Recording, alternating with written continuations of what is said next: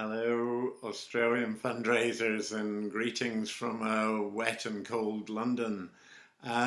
Sean has asked me to say a few words about the current crisis that's affecting fundraising in Britain, and particularly to try and give Australian fundraisers a few heads up so that you don't get caught on the back foot like we have been.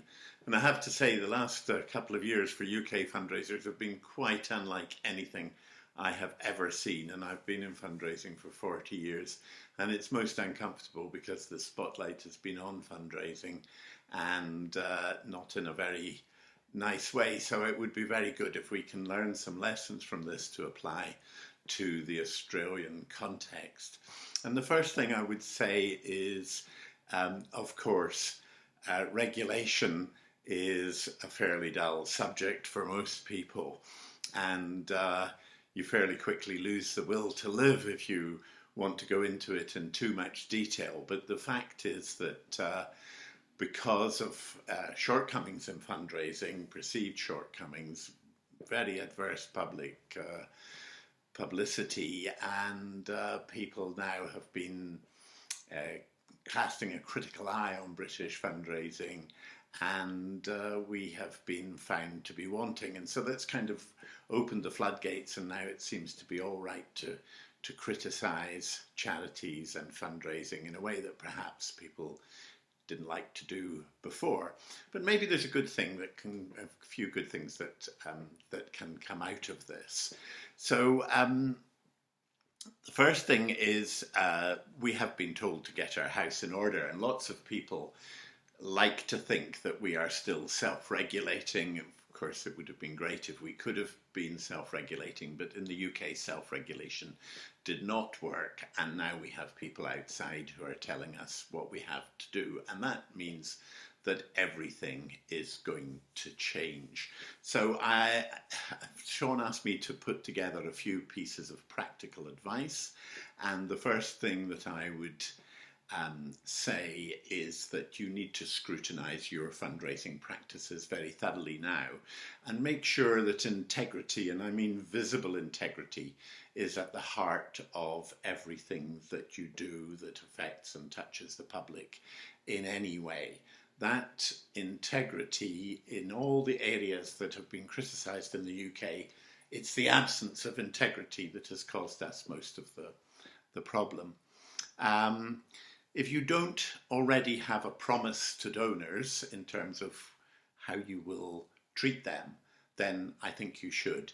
And to be honest now, we are paying a very heavy price in fundraising income from not having invested properly in looking after our donors, and particularly in providing an attractive customer experience.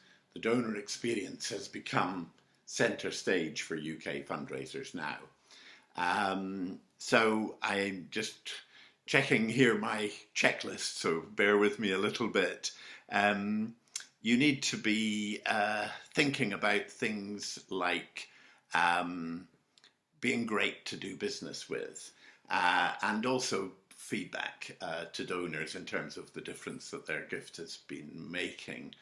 I use a phrase, the 5 Ps, which is that you need to be famous for frequent, fast, fabulous feedback. And I think we as a sector have let ourselves down in that regard. We are not particularly noted for frequent, fast, fabulous feedback, and we need to be famous for it, so that people will know what to expect and will feel good about the difference that they make. So the next thing I would like to suggest is that fundraisers have to give their donors practical choices in terms of how they are communicated with.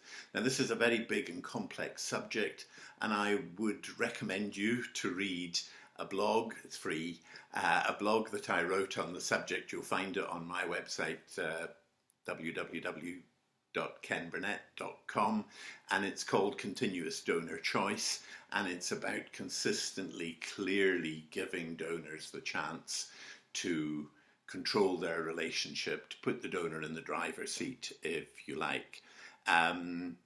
I think we do need to put donors at the heart of fundraising. The mantra that the Commission on the Donor Experience, which we've set up in the UK, its mantra is putting the donor at the heart of fundraising rather than fundraising targets. And we believe that if you put the donor at the heart, then you will reach those fundraising targets. But donors have been feeling that they've been just treated like fodder for a marketing machine, and they don't like that, and they are saying so very loudly at the moment.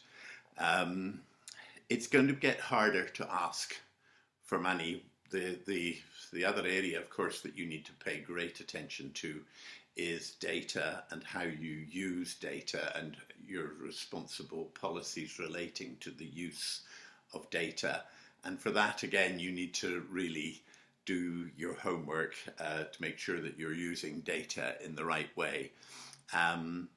So in addition to putting donors at the heart of fundraising, I think we need to practice inspiring rather than repeated high pressure asking. We need to make sure that we're in the inspiration business. And that means getting much better at telling our stories with power and passion that will move people to action. The final piece of advice I would give is to, and this you may detect a tinge of self-interest here, is to reread Relationship Fundraising and George Smith's Asking Properly, because really all the clues to what fundraising should be are in there. And the fact is, we've, as a sector, talked the talk about being donor-focused and having a donor-based approach, but we have so often fallen short of that. And so you do need to put your fundraising under a microscope and make sure that you can comfortably and easily defend anything that you do, but also, more importantly, perhaps, that you don't really need to defend what you do. Sean asked me, has Australian fundraising peaked? I think you've had very good results over the last decade, as can be seen from the benchmarking exercise.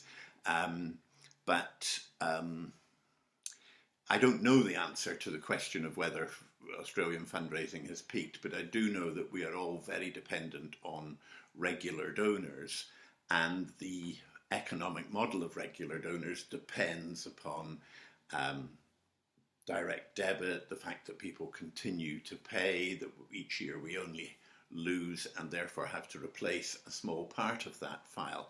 Now, if that number changes, the economics of direct fundraising, because costs of acquisition are going up all the time, of course, but if we suddenly found ourselves having to renew 40% of our regular donors rather than, say, 10 or 15%, that could be catastrophic for fundraising.